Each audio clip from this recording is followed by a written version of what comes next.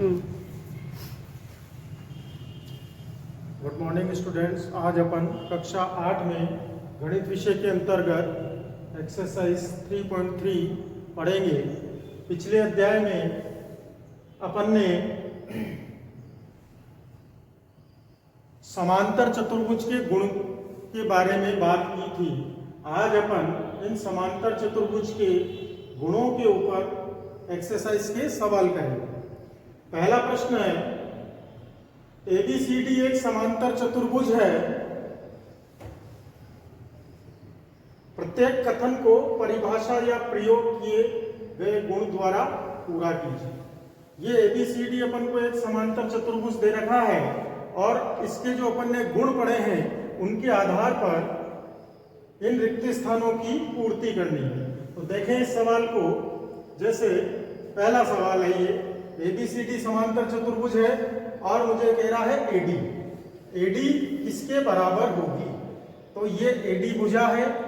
अपन ने समांतर चतुर्भुज का पहला गुण पढ़ा था कि समांतर चतुर्भुज की सम्मुख भुजाएं बराबर होती हैं। तो AD किसके बराबर होगी, इसके चित्र में देखें। AD के सम्मुख भुजा कौन सी है, BC। तो AD किसके बराबर होगी, BC के बराबर होगी। AD बराबर BC। दूसरा प्रश्न देखें, कोण DCB। कोण DCB ये वाला कोण किस कोण के बराबर होगा। तो अपन ने समांतर चतुर्भुज का दूसरा गुण पढ़ा था कि समांतर चतुर्भुज के सम्मुख कोण बराबर होते हैं, आमने सामने के कोण बराबर होते हैं। तो कोण C के सामने कौन सा कोण है, कोण A। तो इस कोण का नाम लिखेंगे अपन कोण DAB। तो कोण DCB किसके बराबर होगा, कोण DAB के बराबर होगा। तीसरा प्रश्न है, OC किसके बराबर होगी। OC ये वाली भुजा, ये रेखा है, ये OC, ये OC किसके बराबर होगी। तो अगला नियम पढ़ा था अपन ने समांतर चतुर्भुज का, OC अपने विकर्ण पर आ रही है। तो विकर्णों का जो गुण था इसका कि समांतर चतुर्भुज के विकर्ण एक दूसरे को समद्विभाजित करते हैं। तो यानी समद्विभाजन का मतलब दो बराबर टुकड़े कर देते। तो ये OC किसके बराबर होगा, OA के। तो OC बराबर OA। अगला है कोण DAB का मान प्लस कोण CDA का मान, ये किसके बराबर होगा। इन कोणों को देखें चित्र में, DAB ये वाला कोण, CDA ये वाला। ये दोनों कोण एक ही रेखा पर बन रहे हैं। एक ही रेखा पर बनने वाले कोण आसन्न कोण होते हैं। और अपन ने समांतर चतुर्भुज के गुणों में पढ़ा है कि आसन्न कोणों का योग 180 डिग्री के बराबर होता है।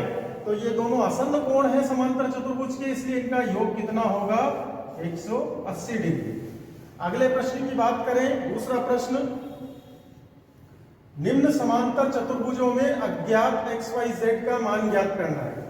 ये मुझे समांतर चतुर्भुजों की आकृति दी हुई है, इसमें XYZ का मान निकालना है। ये XYZ कोणों पर है, तो कोणों के मान अपन को ज्ञात करने हैं। देखें इस सवाल को। ये अपने पास ABCD समांतर चतुर्भुज है।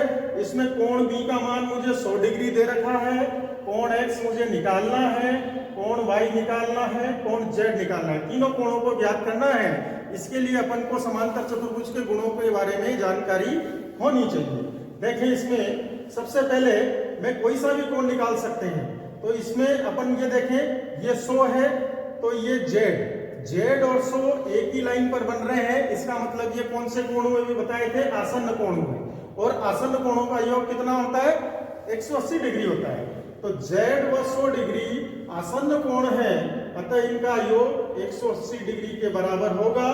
तो यहां पर अपन कोण Z प्लस 100 बराबर 180 डिग्री। तो Z बराबर 180 माइनस 100, तो Z का मान कितना डिग्री प्राप्त हुआ अपन को, 80 डिग्री प्राप्त हुआ। Z मेरे को 80 डिग्री मिल गया, इस Z का मान 80 डिग्री। आगे का सवाल देखें। अब मुझे कोण Y और कोण X निकालना है। और कई भी नियम वापस इसी नियम का उपयोग कर सकते हैं। ये दोनों भी आसन्न कोण है, इसी प्रकार से x आ जाएगा। ये दोनों भी आसन्न कोण है, इसी प्रकार से ये y आ जाएगा। लेकिन अपन और दूसरा नियम लगाएं, जैसे अपन ने एक और नियम पढ़ा था, ऊपर देखा था, समांतर चतुर्भुज के सम्मुख कोण बराबर होते हैं। सम्मुख कोण आमने सामने भी, तो ये कोण 100 का है तो इसके सामने का कोण भी 100 होगा, अर्थात y भी कितने डिग्री का हो गया, 100 डिग्री का।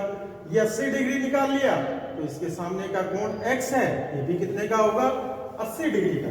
तो आगे अपन लिख सकते हैं समांतर चतुर्भुज के सम्मुख कोण बराबर होते हैं, इसलिए कोण D किसके बराबर होगा, कोण B के, तो y भी कितने का आ गया, 100 डिग्री का।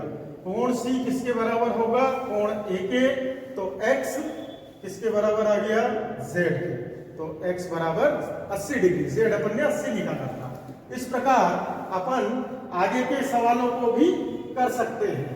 आगे के सवाल घर पे करें और इनका प्रयास करें। जैसे अगला सवाल ये है, ये 50 डिग्री दे रखा है, x है, तो ये दोनों आसन्न कोण हो गए, अभी निकाला था। आसन्न कोण से x की वैल्यू निकल जाएगी, x के सामने y है, सम्मुख कोण बराबर होते हैं, तो जितना x आएगा वो y के बराबर हो जाएगा। और ये 50, तो सम्मुख कोण ये वाला भी, अंदर वाला भी 50 हो जाएगा, और रैखिक कोण से बाहर वाला z निकल जाएगा। आगे के प्रश्न अपन करके देखें। आगे अपन अगली वीडियो में आगे के प्रश्न पर चर्चा करेंगे। धन्यवाद।